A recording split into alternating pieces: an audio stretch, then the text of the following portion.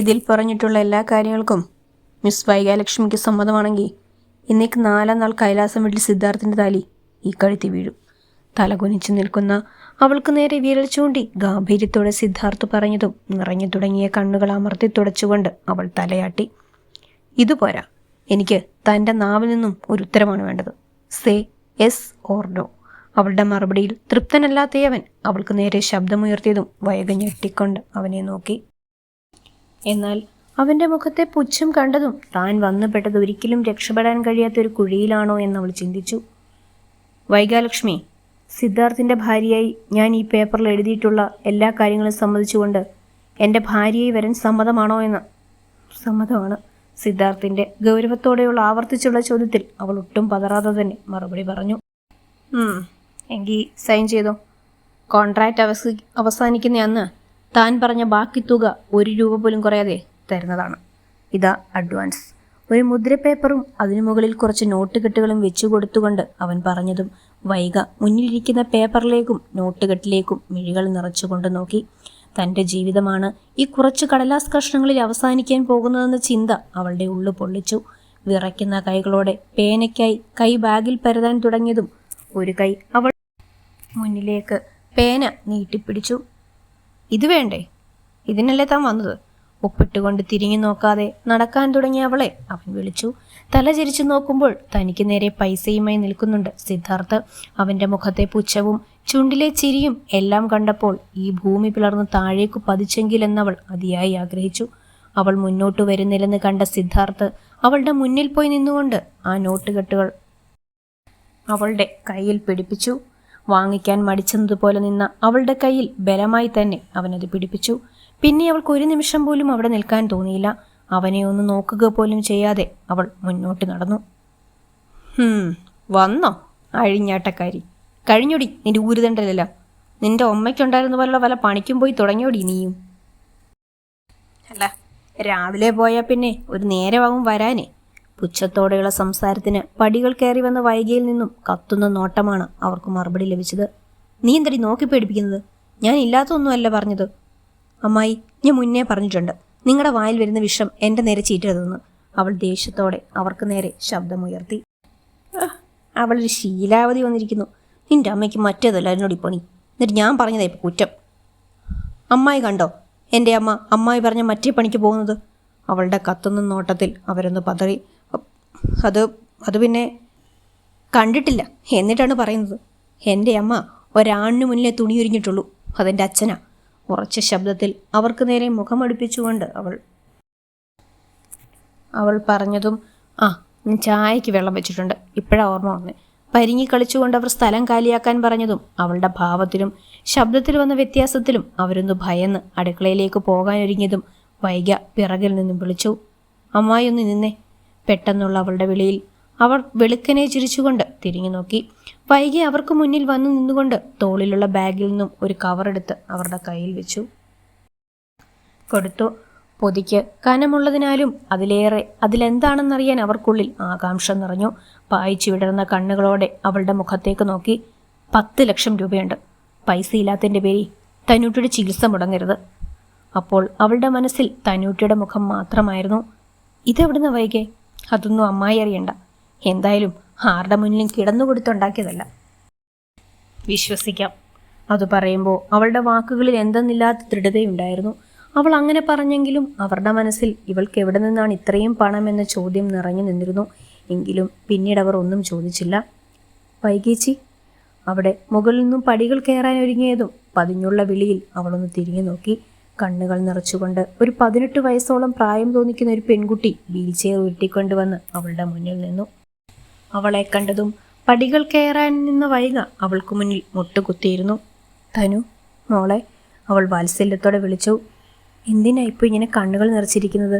അവളുടെ താടിയിൽ പിടിച്ച് വൈഗ ചോദിച്ചതും അടരാൻ വെമ്പി നിന്ന മിഴിനീർമുത്തുകൾ അവളുടെ കണ്ണുകളിൽ നിന്നും ചിതറിത്തെറിച്ചു. എനിക്ക് വേണ്ടിയല്ലേ വൈകേച്ചി രാവൊന്നും പകലൊന്നും ഇല്ലാതെ കഷ്ടപ്പെടുന്നത്? ഇതൊക്കെ കാണുമ്പോൾ ഈ ജീവിതം അങ്ങ് അവസാനിപ്പിച്ചാലോ എന്ന് തോന്നിപ്പോകാം. മോളെ, നീ എന്തീ പറയുന്നത്? നിനക്ക് വേണ്ടിയല്ലേ ചേച്ചി? ഞാനല്ലാതെ പിന്നെ ആരാ നിനക്കിതൊക്കെ ചെയ്യാൻ? എന്നാലും ചേച്ചി ഇങ്ങനെ കഷ്ടപ്പെടുന്നത് കാണുമ്പോൾ ചങ്ക് പിടയ്ക്കുകയാണ്. അവളുടെ ശബ്ദം ഇടറി. ഇനി സങ്കടപ്പെടല്ലേ കുട്ടി. ഈ ചേച്ചിക്ക് കൊക്കിന് ജീവനുണ്ടെങ്കിൽ എൻ്റെ മോളെ പഴയതുപോലെയാക്കും. അതിനല്ലേ ചേച്ചി കഷ്ടപ്പെടുന്നത്. ഇപ്പോൾ എൻ്റെ കുട്ടിയൊന്ന് ആലോചിക്കണ്ട, സന്തോഷമായിരിക്കും. വൈഗ അവളെ ചേർത്ത് പിടിച്ച് നെറുകയിലൊന്ന് മുത്തി. വൈഗ അങ്ങനെയെല്ലാം പറയുന്നുണ്ടെങ്കിലും അവളുടെ ചങ്കു പിടയ്ക്കുകയായിരുന്നു. തൻ്റെ നല്ല ജീവിതത്തിനു വേണ്ടി ചേച്ചി തിരഞ്ഞെടുത്ത വഴിയറിയുമ്പോൾ തന്നെ വെറുക്കുമോ എന്നവൾ ഭയന്നു. അന്നും പതിവ് പോലെ കുഞ്ഞു വൈഗ കരഞ്ഞുകൊണ്ടാണ് സ്കൂൾ വിട്ട് വീട്ടിലേക്ക് വന്നത്.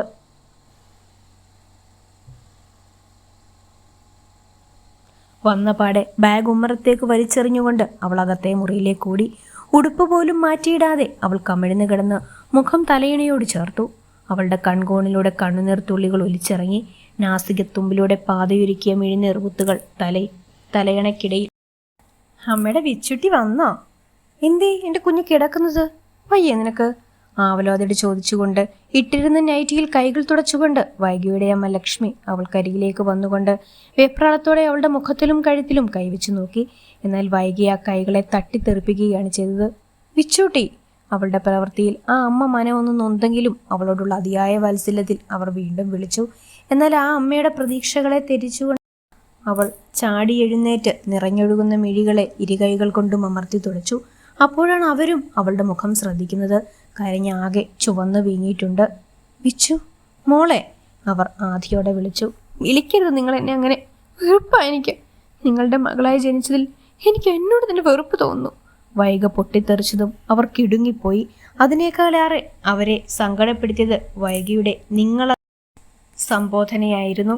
അവർക്ക് ഹൃദയത്തിന്റെ കോണിൽ എവിടെയോ ഒരു കൊളുത്തിവലി അനുഭവപ്പെട്ടു. മോളെ. എങ്കിലും അവർ ആ വേദന കണക്കിലെടുക്കാതെ അവളെ വീണ്ടും വിളിച്ചതും അവൾ വേണ്ടെന്ന പോലെ അവർക്ക് നേരെ കൈ ഉയർത്തി. വേണ്ട, നിങ്ങളുടെ നാവ് കൊണ്ട് എന്നെ ഇനി അങ്ങനെ വിളിക്കരുത്. എനിക്കിഷ്ടമല്ല അത്. നിങ്ങളെ കാണുന്ന ഓരോ നിമിഷവും എനിക്ക് വെറുപ്പ് തോന്നിപ്പോവാ. കുഞ്ഞെ, അമ്മ എന്ത് തെറ്റടി മോളെ ചെയ്തത്? ഈ അമ്മ ജീവിക്കുന്നതിന് നിനക്ക് വേണ്ടിയല്ലേ? എന്നാ പറ, എൻ്റെ അച്ഛൻ ശരിക്കും ആരാ? എനിക്കൊരച്ഛനേ ഉള്ളൂ, അല്ലാതെ ഒന്നിൽ കൂടുതൽ അച്ഛന്മാരുണ്ടോ? തൻ്റെ മകളുടെ വായിൽ നിന്ന് മുതിർന്നു വീണ വാക്കുകളിൽ ലക്ഷ്മി തരിച്ചിരുന്നു പോയി. ഒന്നനങ്ങാൻ പോലും കഴിയാതെ അവരുടെ കണ്ണുകൾ ഇടതടവില്ലാതെ നിറഞ്ഞൊഴുകി. എൻ്റെ കുഞ്ഞിനോട് ആരീ വേണ്ടത് നിങ്ങളെല്ലാം പറഞ്ഞത്? പറ, ഞാൻ ചോദിച്ചിന് ഉത്തരം പറ. എൻ്റെ അച്ഛൻ ആരാ? എനിക്കിപ്പോൾ അറിയണം. ഒരു 13 വയസ്സുകാരിയേക്കാൾ ഗൗരവവും മൂർച്ചയും വാക്കിനുണ്ടായിരുന്നു. ലക്ഷ്മി ആകെ തളർന്നതുപോലെയായി. തൻ്റെ മകൾക്ക് താൻ എന്തുത്തരം നൽകും? അഥവാ ഉത്തരം നൽകിയില്ലെങ്കിൽ അവൾ പറഞ്ഞത് സത്യമാണെന്ന് കരുതില്ലേ? വയ്യ ഇനിയും പിഴച്ചവൾ എന്ന പാപഭാരവും പേറി നടക്കാൻ. താൻ ഒരാൾക്കേ കിടക്ക വിരിച്ചിട്ടുള്ളൂ, അത് വൈകിയുടെ അച്ഛനാണ്. അതിൽ കൂടുതൽ ആർക്കും ഈ ലക്ഷ്മി കിടന്നു കൊടുത്തിട്ടില്ല, ഇനി ചെയ്യുകയുമില്ല. ചിന്തകൾ അവരുടെ മനസ്സിനെ താളം തെറ്റിച്ചു തുടങ്ങി. തൻ്റെ മകൾക്ക് മുന്നിൽ ഇങ്ങനെ കുറ്റവാളിയെ പോലെ ഇരിക്കുന്നതിലും ഭേദം അവളുടെ അച്ഛൻ ആരാണെന്ന് അവൾ അറിയുന്നതാണ് നല്ലതെന്ന് തോന്നി. മഠത്തിൽ വീട്ടിൽ വൈശാഖൻ. അമ്മയുടെ നാവിൽ നിന്ന് കേട്ട പേരിൽ നടുങ്ങിയത് വൈകിയാണ്. തൻ്റെ പ്രിയപ്പെട്ട അധ്യാപകൻ, അത് തൻ്റെ അച്ഛനായിരുന്നു. തൻ്റെ പ്രിയപ്പെട്ട അധ്യാപകനാണ് തൻ്റെ അച്ഛൻ എന്ന തിരിച്ചറിവ് അവളിൽ ഒരു ഉൾക്കിടലം സൃഷ്ടി. തൻ്റെ കൺമുന്നിൽ ഉണ്ടായിട്ടാണോ താൻ ഇത്രയും നാളും അച്ഛനില്ലാത്തവൾ, പിഴച്ചുപെറ്റവൾ എന്നിങ്ങനെയുള്ള പേരുകൾക്ക് അർഹമായത്? ഇന്ന് പോലും നിന്റെ അമ്മ പിഴച്ചുപെറ്റതാണ് നിന്നെ. നീ ഞങ്ങളോട് കൂട്ടുകൂടേണ്ട എന്ന് കൂട്ടുകാരുടെ വാക്കുകൾക്ക് മുന്നിൽ മറുപടിയില്ലാതെ തല കുനിച്ചു നിന്നവളല്ലേ താൻ? അപ്പോഴും തൻ്റെ കരച്ചിൽ കണ്ട് സമാധാനിപ്പിച്ചതും ആശ്വാസം പകർന്നതും തൻ്റെ അച്ഛനെന്ന് അമ്മ പറഞ്ഞ് അധ്യാപകനല്ലേ? എല്ലാം അറിയാമായിരുന്നിട്ടല്ലേ തന്നെ ചേർത്ത് പിടിച്ചിട്ടുണ്ടാവുക? എന്നിട്ടും എന്തേ ആളുകൾ കാണുകെ തന്നെ അംഗീകരിക്കാത്തത്? കൗമാരപ്രായത്തിൽ ഒരു 11ാം ക്ലാസ്സുകാരി പെൺകുട്ടിക്ക് അവിടെ ട്രെയിനിങ്ങിനായി വന്ന ഒരു ചെറുപ്പക്കാരൻ മാഷിനോട് തോന്നിയ പ്രണയം അത് അവസാനിച്ച നിന്നിലൂടെയായിരുന്നു. ആദ്യം ഞാൻ തന്നെയായിരുന്നു പ്രണയം തുറന്നു പറഞ്ഞത്. ആദ്യമൊക്കെ ചെറിയ കുട്ടിയാണെന്ന് പറഞ്ഞ് അദ്ദേഹം ഒഴിഞ്ഞു മാറിയെങ്കിലും പിന്നെ എപ്പോഴോ എന്നെയും തന്നെയും ഇഷ്ടമാണെന്ന് അറിയിച്ചു. ലോകം കീഴടക്കിയ സന്തോഷമായിരുന്നു. പക്ഷെ ആരും അറിയാതിരിക്കാൻ പ്രത്യേകം സൂക്ഷിച്ചു. ഒഴിവ് സമയങ്ങളിലും ക്ലാസ് മുറികളിലും ഇരുന്ന് പരസ്പരം പ്രണയം കൈമാറി. അകലാൻ കഴിയില്ലെന്ന പോലെ അത്രമേൽ അടുത്തു. അപ്പോഴും അറിഞ്ഞിരുന്നില്ല അദ്ദേഹം മറ്റൊരുവളുടെ പാതിയായിരുന്നു എന്ന്. ചിലപ്പോൾ തൻ്റെ നിരന്തരമായ ശല്യപ്പെടുത്തലുകൾ കൊണ്ടാവാം വിവാഹിതനാണെന്ന് മറച്ചുവെച്ച് ഇഷ്ടമാണെന്ന് പറഞ്ഞത്. അല്ലെങ്കിൽ വെറുമൊരു നേരം പോക്ക്. എങ്ങനെയായാലും അദ്ദേഹം തനിക്ക് പ്രാണനായിരുന്നു.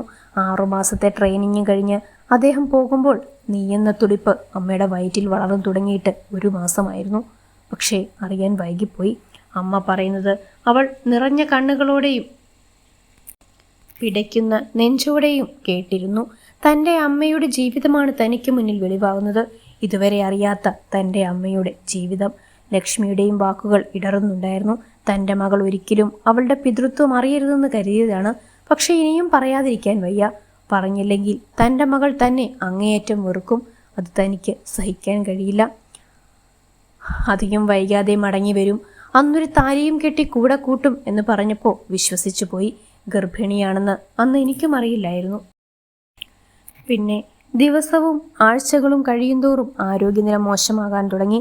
അതിനെ തുടർന്ന് അടുത്തുള്ള സർക്കാർ ആശുപത്രിയിൽ കൊണ്ടുപോയപ്പോഴാണ് ഗർഭിണിയാണെന്ന് വിവരം അറിയുന്നത്. അതും 17 ആഴ്ച. ഒന്നും ചെയ്യാൻ കഴിയാത്ത അവസ്ഥ.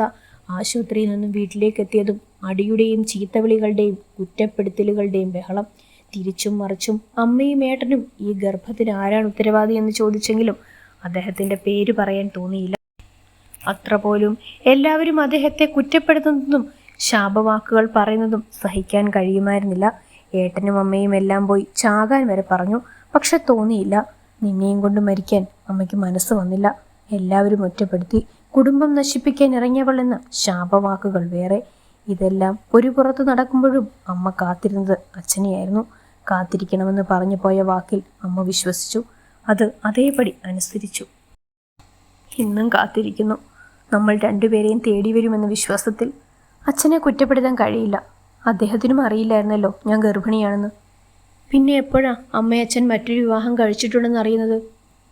നിന്നെ നോവ് തുടങ്ങി ആശുപത്രിയിൽ എത്തിച്ച നേരം ബ്ലീഡിങ് അധികമായതുകൊണ്ട് തന്നെ ഇവിടുത്തെ ആശുപത്രിയിൽ നിന്ന് അതിനുള്ള സൗകര്യങ്ങളൊന്നും ഉണ്ടായിരുന്നില്ല. ടൗണിലെ വേറൊരു ആശുപത്രിയിൽ പിന്നീട് കൊണ്ടുപോയി. ഇതിനെല്ലാം പണം ചിലവാക്കുന്നത് ഏട്ടനാണ്. അതിനനുസരിച്ച് ശാപവാക്കുകളും. എത്രയൊക്കെ കണ്ടില്ലെന്നടിച്ചാലും കൂടപ്പിറപ്പല്ലേ. അവിടെ നിന്നും എമർജൻസി ഓപ്പറേഷനായി എന്നെ വീൽ ചെയറിലിരുത്തി കൊണ്ടുപോകും നേരം കണ്ടു. നിറവെറുമായി ഒരു പെൺകുട്ടിയുടെ തോളിലൂടെ കൈയിട്ട് അവളെ നെഞ്ചോട് ചേർത്തുകൊണ്ട് ഡോക്ടറുടെ മുറിയിൽ നിന്നും ഇറങ്ങുന്ന അദ്ദേഹത്തെ. ആ പെൺകുട്ടിയുടെ കഴുത്തിലെ താലിയും നെറുകയിലെ സിന്ദൂരവും അദ്ദേഹത്തിൻ്റെ നെഞ്ചോട് ചാരിയുള്ള നിൽപ്പും. ഉള്ള് പിടഞ്ഞുപോയി. കണ്ണുനീർത്തുള്ളികൾ കണ്ണിലൂടെ ചാലിട്ടൊഴുകിയപ്പോഴും ചുറ്റും കൂടി നിന്നവർ വേദന കൊണ്ടാകുമെന്ന് കരുതി. ഓപ്പറേഷൻ തിയേറ്ററിന്റെ വാതിലടയുന്നേരം അവസാനമായി ഒരിക്കൽ കൂടി കണ്ടു ആ പെൺകുട്ടിയെ ചേർത്ത് പിടിച്ച് നെറുകയിൽ പ്രണയത്തോടെ ചുംബിക്കുന്ന അദ്ദേഹത്തെ. ഹലോ അജയ, നീ എവിടാ? വേഗം ഇങ്ങ് വന്ന് നീ. അപ്പുറേ ഫോൺ എടുത്തതും അമ്മായി എടുത്ത് ചാടി പറഞ്ഞു. എന്താ കാര്യം? ഞാൻ കുറച്ച് തിരക്കില്ല. ഗൗരവമേറിയ മറുപടി. എന്ത് തിരക്കാണെങ്കിലും നീ ഇന്ന് വന്നേ പറ്റൂ. എടാ, ആ പെണ്ണില്ലേ? അവർ പതിഞ്ഞ ശബ്ദത്തിൽ പറഞ്ഞുകൊണ്ട് ചുറ്റുമൊന്ന് നോക്കി കണ്ണും കാതും കൂർപ്പിച്ചു. ആരെങ്കിലും ശ്രദ്ധിക്കുന്നുണ്ടോ എന്ന പോലെ. ഏത് പെണ്ണ്? നിനക്കിനി അറിയില്ല. നീ അടിക്കടി എൻ്റെ പെണ്ണെന്ന് പറയുന്നവളില്ലേ, വൈക. അവരുടെ വാക്കുകളിൽ അരിശം നിറഞ്ഞു. വൈകിക്കെന്താ? എടാ, അവൾ എൻ്റെ കൈ കുറച്ച് കാശ് കൊണ്ടുവന്ന് തന്നു. തനുവിൻ്റെ ചികിത്സയ്ക്കെന്നാ പറഞ്ഞത്. കാശോ? എത്ര കാണും? കയ്യിലിരുന്ന മദ്യം ഒറ്റയടിക്ക് വായിലേക്ക് ഒഴിച്ചുകൊണ്ട് അവൻ ചോദിച്ചു. അത് പിന്നെ കുറച്ച് കാശ്, അത്ര തന്നെ. എന്നോട് വേഗം അവളെ ചികിത്സിക്കുന്ന ഡോക്ടറെ പോയി കാണാൻ പറഞ്ഞു. അവർ അവനോട് പറയാനൊന്നും മടിച്ചു. തള്ളേ, മര്യാദയ്ക്ക് സത്യം പറഞ്ഞു. എത്രയുണ്ട്? എടാ, സത്യമായിട്ട് എനിക്കറിയില്ല. ഞാൻ എണ്ണി നോക്കിയില്ല. നീ വന്നിട്ടാകാന്ന് കരുതി. നീ അവിടെ തന്നെ നിൽക്കാതെ വേഗം വാ. അവർ അത്രയും പറഞ്ഞുകൊണ്ട് വേഗം ഫോൺ കട്ട് ചെയ്തു. പിന്നെ വേഗത്തിൽ വൈക തന്നതിൽ നിന്നും കുറച്ച് നോട്ടുകെട്ടുകളെടുത്ത് അലമാരിക്കുള്ളിലെ സാരിക്കിടയിലേക്ക് തിരികി. പിന്നെ അജയൻ വരുന്നതും കാത്ത് ഉമ്മറത്തേക്ക് നടന്നു. മുറിയിൽ കയറി ബാഗ് മുറിയിലെ തന്നെ ബെഡിലേക്ക് വലിച്ചെറിഞ്ഞ് കട്ടിലിനോട് ചാരി വെറും നിലത്തേക്ക് ചാരിയിരുന്നു. ഇനി എന്തെന്നറിയില്ല. ഇനി അങ്ങോട്ട് തൻ്റെ ജീവിതം എങ്ങനെയാണെന്നും അറിയില്ല. പക്ഷെ ഒന്നറിയാം, തൻ്റെ ജീവിതം പണയപ്പെടുത്തിയിട്ടായാലും തൻ്റെ കുഞ്ഞിനീത്തിയുടെ ആഗ്രഹം സഫലമാക്കി കൊടുക്കണം. പക്ഷേ അതിന് തിരഞ്ഞെടുത്ത വഴി അറിയുമ്പോൾ ആരെക്കാളും കൂടുതൽ തന്നെ വെറുക്കുന്നത് ചിലപ്പോൾ അവളായിരിക്കും. ചിന്തകൾ മനസ്സിലെ വേട്ടയാടിയതും കാലുകൾ കുത്തിവെച്ച് മുട്ടുകാലിലേക്ക് മുഖം പൂഴ്ത്തി വൈക.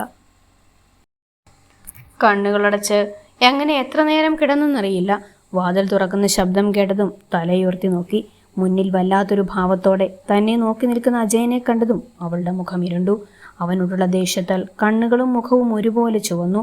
കത്തുന്ന കണ്ണുകളോടെയും അതിനേക്കാൾ ഏറെ വെറുപ്പോടെയും അവനെ നോക്കിയതും അവൻ വല്ലാത്തൊരു ചിരിയോടെ അവളെ ഒന്ന് അടിമുടി ഒഴിഞ്ഞു നോക്കി. അവൻ്റെ നോട്ടത്തിൽ അങ്ങേയറ്റം വെറുപ്പ് തോന്നിയ വൈക മുഖം തിരിച്ചു. എന്താടി, ആകെ ഒരു ക്ഷീണം. അർത്ഥം വെച്ചതുപോലെയുള്ള അവൻ്റെ ചോദ്യത്തിൽ അവളിലേക്ക് ദേഷ്യം ഇരച്ചു കയറി. എന്താടി, നിന്റെ നാവ് ഇറങ്ങിപ്പോയോ? അല്ലെങ്കിൽ 1-ന് 10 നിന്റെ നാവ് ഉയരുന്നയാണല്ലോ. ഏതവൻ്റെ കൂടെ കടന്നു കൊടുത്തിട്ടാടി ഇത്രയും പൈസ കൊണ്ടുവന്നത്? അവൻ പാഞ്ഞെന്ന പോലെ അവൾക്കരികിലേക്ക് വന്നു. എന്നാൽ അവൾ ഇരുന്നിടത്തു നിന്നും അനങ്ങിയില്ല. പറയടി, നിന്റെ അമ്മയുടെ തൊഴിൽ നീയും തുടങ്ങിയത് കേട്ടല്ലോ. ആരുടെ കൂടെ കടന്നു കൊടുത്തിട്ടാടി പൈസ കൊണ്ടുവന്നത്?